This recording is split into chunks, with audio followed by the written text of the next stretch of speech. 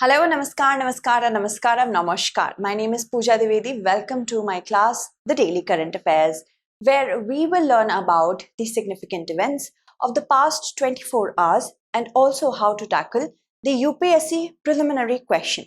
I have come with a fact-packed as well as concept-packed segment today. Before I begin with the class, I would like to inform you about three courses, the prelims to interview courses that we have launched from 19th of June onwards. These are live interactive classes that will provide you everything from mains test series to prelims test series, daily current affairs module, daily answer writing practice, weekly test as well as mentorship, and a mains residential program for those students who are going to qualify the UPSC preliminary examination 2024.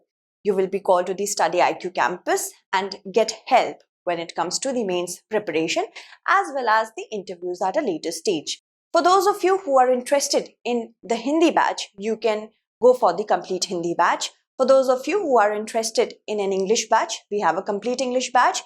And for those who are okay with Hindi and English, you can go for the hybrid English batch.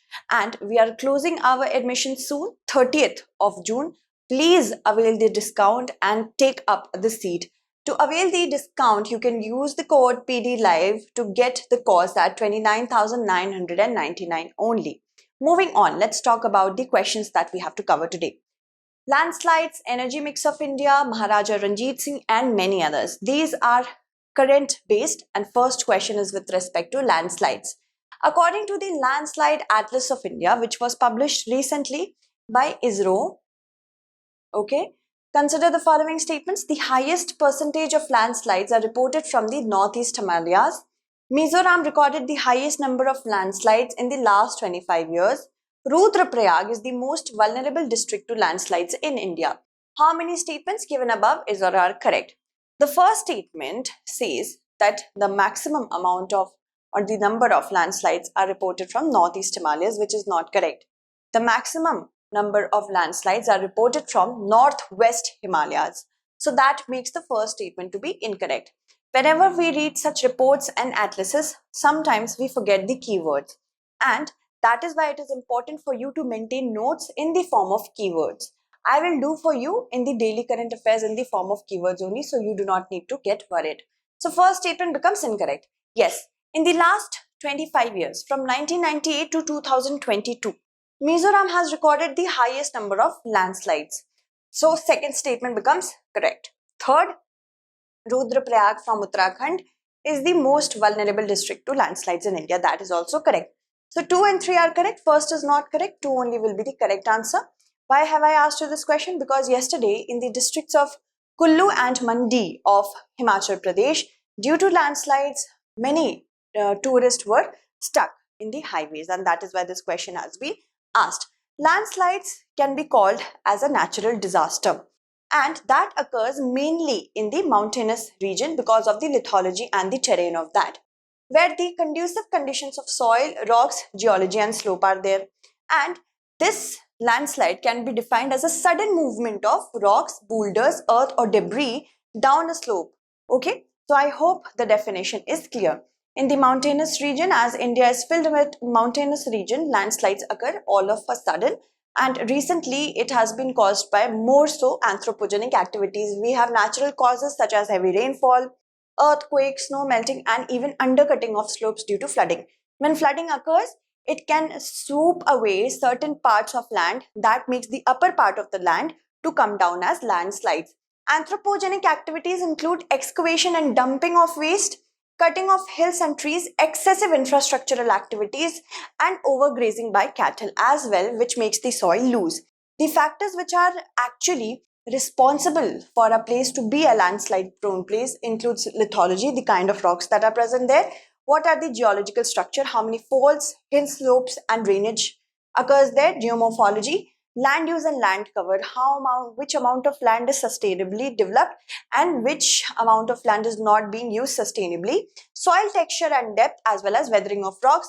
So these could be asked in your prelims question, which factors are responsible or how many of the above given factors are responsible for landslides. So you have to remember them. Okay, so this is the kind of help that I will give you here. Apart from the daily news, but also how to and what to read. Okay, moving on. ISRO's National Remote Sensing Center from Hyderabad developed the Landslide Atlas of India. And you can see in Northwest Himalayan region, Northeast Himalayas, and in Western Ghats, we register a lot of landslides. Let's go to the data. See, India is considered among the top 5 countries that is prone to landslides, and at least one death is reported per 100 square kilometers in India every year due to landslide event. That is the huge magnitude. Rainfall variability pattern is the single biggest cause for landslides in the country. So it could be asked in your examination in a statement manner or in an option manner, that what is responsible, what is the single biggest cause for landslides in the country of India. It is rainfall variability pattern. Different magnitude, different amount, and different kinds of rainfall cause landslides to occur in India. Himalayas and the Western Ghats remain the highly vulnerable areas because, of course, there are mountainous regions. Mizoram has topped the list with respect to the most landslide prone region, as in the most number of landslides have been recorded in Mizoram. Then comes Uttarakhand, Tripura, Arunachal Pradesh, Jammu and Kashmir, and the rest. Okay, moving on, approximately 12.6% of the country's geographical land area, except for snow-covered area, is prone to landslides. As many as 66.5% of the landslides are reported from northwestern Himalayas, making them the highest numbers region-wise. And about 18.8% are from northeastern Himalayas and 14.7% from western Ghats. Uttarakhand, Kerala, Jammu and Kashmir, Mizoram, Tripura, Nagaland and Arunachal Pradesh. In this particular year, that means from 1998 to 2022, they have reported the highest number of landslides. Mizoram tops the list. More than 12,000 landslides were reported in the past 25 years, and about 9,000 were recorded in 2017 alone. So this is a single year where approximately 9,000 landslide events were recorded. And as you can see, Rudraprayag remains the most vulnerable district to landslides. All right, moving on. Arrange the following sources of energy in the energy mix of India from the highest to lowest. That means these are the different components of energy mix of India. Energy mix, what is energy mix? When you are using energy from different sources in your basket, that is energy mix. Hydropower, oil, coal, nuclear, biofuels and waste, and natural gas. So we have to choose the correct answer using the following codes. The biggest source in our energy basket remains coal. Coal is the king. So first, that of course. India is trying to reduce the dependence on coal, oil and other gases, natural gases, with the help of solar, wind and other sorts of energy, nuclear energy. But it remains low as of now. Coal is the biggest one. Then after that, we have natural gas, no. We have oil. Okay. Oil is another one. Then we have biofuels and waste. 5. Then we have natural gases. 6. Then we have finally nuclear. No, hydropower is better than nuclear. Okay, that is why we are trying to get nuclear energy for civilian use, that is getting energy. 3, 2, 5, 6, 1 and finally nuclear energy, that is 4. 3, 2, 5, 6, 1, 4 is the correct answer. 3, 2, 5, 6, 1, 4, that is option D. So hydrocarbons may and will remain the most important part in the energy mix of South Asian countries. And we have to achieve net zero emission targets. That is why we are peaking by using as much as coal for economic development as possible right now. So this is a graph that is going to show us the energy basket of India. Coal is first, then we have oil, then biofuels and waste, then natural gas, then wind, solar, energy, etc. Then after that we have nuclear energy, and after that the rest. Maharaja Ranjit Singh signed a deal with whom of the following to restore Shah Shuja to the Afghan throne in Kabul? Lord Dalhousie, Lord Cornwallis, Lord Hardinge I, or Lord Auckland? Now, whenever it comes to Afghanistan, you have to remember Auckland's folly. So it was Lord Auckland when he could not win Afghanistan. 27th June 1839, that is today, was the day when Maharaja Ranjit Singh breathed his last. And that is why we have covered this question. He was the mighty leader of the Sikh group. He had his headquarters in Amritsar of Lahore. His reign spanned from Kashmir to Peshawar. And he became the Maharaja at the age of 21 when he united certain fringe Sikh groups. He was also known as the Sher of Punjab, Sher Punjab. He was born on November 13th, 1870 at Gujranwala in Punjab. Now that is in Pakistan. He contracted smallpox infection as a child that rendered his left eye to be blind. He was a skilled martial artist. As a teenager, he fought in many battles alongside his father. He was conferred the title of Maharaja after he united certain fringe groups of Sikhs. He was an epitome of secularism. He engaged in his dynasty with many different groups: Hindus, Muslims, Sikhs, of course, and then there were European Christians. He had, even though his army had manpower from various faiths, he was against beef eating and smoking that was sacrosanct in nature. Under his rule, several major townships emerged as major trade centers such as Srinagar, Attock, Peshawar, Bannu, Rawalpindi, Jammu, Gujarat, Sialkot, Kangra, Amritsar, and the rest. The mighty Sikh empire under his leadership withstood the onslaught of British East India Company in the early 19th century. But the Anglo-Sikh War, this caused the downfall of the empire of the Sikhs, which made British province of Punjab in 1849 after his death. Moving on. In 1838, he signed a deal with Lord Auckland in order to restore Shah Shuja in in the Kabul region, and the British Army of the Indus entered Afghanistan from the south. In accordance to that agreement, Ranjit Singh's forces crossed the Khyber Pass with triumphant march.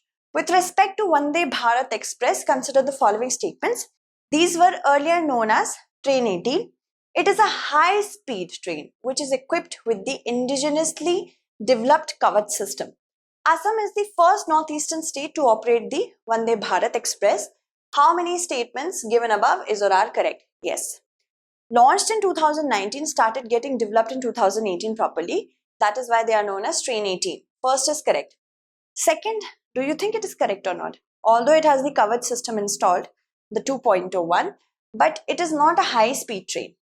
It is a semi-high-speed train. This is what Prelims does.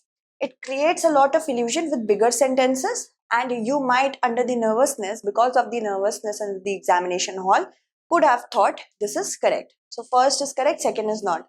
Assam, yes, is the first northeastern state to operate the Vande Bharat. Recently, it was inaugurated in the month of May only. The first and third are correct, second is not correct, 2 only will be the correct answer. Today, the Prime Minister has flagged off 5 Vande Bharat Expresses, and it is from Rani Kamlapati, Jabalpur Vande Bharat Express, Khajuraho Bhopal Indore Express of Vande Bharat only, Madgaon Mumbai Vande Bharat Express, Dharwad Bengaluru Vande Bharat Express, and Hatia Patna Vande Bharat Express. The Vande Bharat Express is a semi-high-speed electric multiple unit train known as Train 18 previously, designed and built by the Integral Coach Factory under the Make in India initiative. The first Vande Bharat Express was launched in 2019. The date was February 15 from New Delhi, Kanpur, Allahabad, Varanasi route. This was the route. Many features are impressively entrenched into Vande Bharat Express, including automatic doors, GPS-based audio-visual passenger information system, on-board hotspot, Wi-Fi for entertainment, and comfortable seats as well. The 2.0 version is fitted with the automatic anti-collision system Kavach, which the previous trains did not have. So Kavach is a system which uses high radio frequencies in order to communicate with the other regions. As in, this Kavach protection system, it is fitted in the locomotives, that is the train, the railway tracks, and the stations as well. So all the locomotives here in this picture have Kavach system, both the trains. And the track also has it and the station also has it. These 3 regions, they communicate, these 3 you can say objects, they communicate with each other, okay, telling us about the nearness of the train, alright, like that, in that manner. So whenever supposedly a red signal is jumped and these two trains comes face to face. Kavach system takes over and applies brakes on its own. This is the Kavach system. Assam had the first Vande Bharat operated in this year only, and all the states except 7 in Northeast to have at least one Vande Bharat train by the next month. Okay, so that was the this is from May 27th only. So from this month only it is going to happen. Which year has been marked as the elimination year of the sickle cell disease in India? 2028, 2030, 2040 or 2047? The correct answer is 2047, the 100 years of independence. Prime Minister has launched the National Sickle Cell Anemia Elimination Mission at a public program in Shahdol, Madhya Pradesh. And sickle cell disease is an inherited blood disorder. See, red blood cells, healthy red blood cells, they have hemoglobin which attracts and takes the oxygen to various body parts. When these red blood cells, they become disoriented and they have C shape instead of a donut shape, what happens? It is not able to carry hemoglobin effectively, and that causes the lack of hemoglobin in the body. Also, of course, it also results in clotting, because when they become C-shaped, they become sickle shape. This is healthy red blood cell and this is sickle shaped red blood cells. They start colliding with each other and also they become, clotted at one place, causing infection, stroke and the rest. And in someone who has SCD, sickle cell disease, the hemoglobin is abnormal. The healthy red blood cells are reduced and causing anemia. Moving on. The elimination mission will comprise of awareness building. First, we have to know what is sickle cell anemia. Then only we can move forward with the universal screening of 7 crore people in the age group of 0 to 40 years, specifically the tribal population, because tribal population is registered to have the most number of cases with respect to sickle cell anemia. And counseling will also be done through collaborative effort of central ministries and state governments. The launch will mark a crucial milestone of the government's ongoing efforts to eliminate sickle cell anemia by the year 2047. Why do tribes have the largest number of sickle cell disease? Because of certain reasons. Tribals, first, most of the tribal areas are infested with malaria. In order to give evolutionary advantage to the body, the red blood cells turn into sickle shape.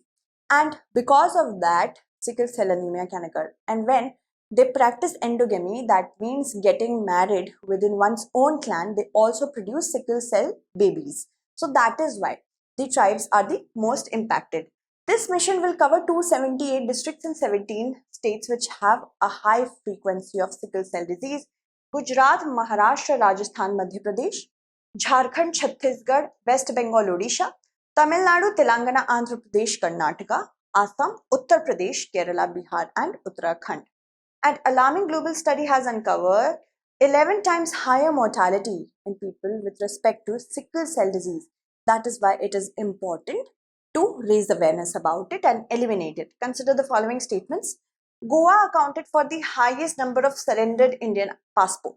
Second statement, Portugal offers those born in Goa before 1961 and to future generations the option of registering as Portuguese citizens. So what do we have to see? Choose the correct answer using the following codes. These are the codes that we have to see. These kind of questions earlier used to come in the CSAT paper, but it is a high possibility that you will encounter more number of statement questions in the upcoming years, specifically Prelims 2024. Recently, according to an RTI, Goa has accounted for the highest number of surrendered Indian passport. According to the Indian Citizenship Act of 1955, one cannot have dual citizenship. If a person has acquired the citizenship of any other country, they have to surrender their Indian passport. The first statement is correct, and this is highly because of Portugal offering those born in Goa before 1961, which is the liberation year of Goa, and to future generations as well, the options to have to become a Portuguese citizen and hence have visa-free entry in different countries of Europe. So both the statements are actually correct, and statement 2 is actually correct with actually explaining statement 1. So Both the statements are correct, but statement 2 is not. No. Both the statements are correct, but and statement 2 is the correct explanation of statement 1. Option A is correct. Between 2011 to 2022, approximately 70,000 Indians surrendered their Indian passports at regional passport offices across the country. 8 states, which includes Goa, Punjab, Gujarat, Maharashtra, Kerala, Tamil Nadu, Delhi, and others, these have accounted for 90% of the passport surrendering. Okay, and under the Indian Citizenship Act, the person of Indian origin are not allowed dual citizenship if a person has. I have already told you this, so let's not repeat it. This is just for PDF purpose. Portugal offers those born in Goa before 1961 and two future generations to apply for Portuguese passport. This will provide visa-free entry to several countries in the United Kingdom and European Union. And Portugal was and has been a part of the European Union since 1986, so it's very lucrative for the Goans. With respect to the fifth schedule of the Indian Constitution, consider the following statements. It deals with the management and control of scheduled areas and scheduled tribes in any state, with the exception of 4 states, Assam, Meghalaya, Tripura, and Nagaland. According to Article 339 of the Indian Constitution, the management of scheduled areas and the welfare of scheduled tribes are under the purview of the state government. Which of the statements given above are not correct? Yes, the first statement with respect to fifth schedule. It deals with the management and control of scheduled areas and scheduled tribes with the exception of Assam, Meghalaya, Tripura and Mizoram, not Nagaland. Nagaland is well covered in the fifth schedule. In the sixth schedule, Assam, Meghalaya, Tripura and Mizoram's welfare and management has been given. So first statement is incorrect. And according to Article 339, the management and welfare of the tribal areas and scheduled areas is under the union government and not the state government. So both the statements are incorrect. So these are the kind of things we and our brain misses when we read something just for once or twice. That is why revision is the key and mindful reading is also the key. And of course, knowing what kind of confusions can be created by the prelims through MCQs, that is also a must. So both 1 and 2 will be the correct answer. The formation of autonomous council for 6 eastern districts of Nagaland should be imminent because the meeting is on the way. This is mainly for Mon, Longlang, Twinsang, Noklek, Kifire. So all these particular will have their own management council soon. The fifth schedule of the constitution deals with the management and control of scheduled areas and scheduled tribes with the exception of Assam, Meghalaya, Tripura and Mizoram. Remember these, okay? And the fifth and the sixth schedule, they were considered and approved by the Constituent Assembly in September 1949. The fifth schedule is applicable to all specified tribal areas and ensures tribal autonomy. Why? Because their customs and laws are very different, and so that they do not feel threatened, we provide them such autonomy. Tribal rights over land through Tribal Advisory Council in each state.